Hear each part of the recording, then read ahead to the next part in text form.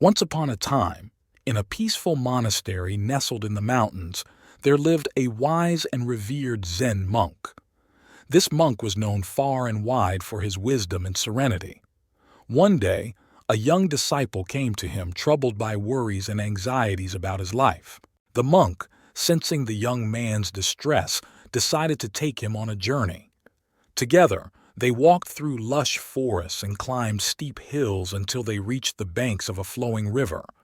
The sound of the water was soothing, and the scenery was breathtaking, a perfect place for a lesson. The monk and his disciple sat by the river watching the water rush past the rocks and flow steadily downstream.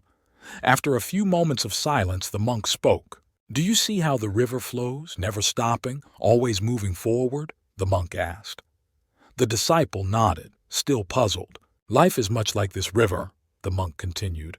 "It is always changing, always moving.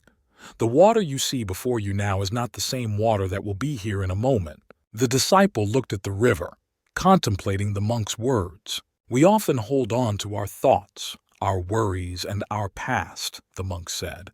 "But just as the river flows, so must we. Let go of what weighs you down. Let your thoughts and worries drift away like leaves carried by the current." The young disciple closed his eyes and took a deep breath, feeling the weight of his concerns begin to lift.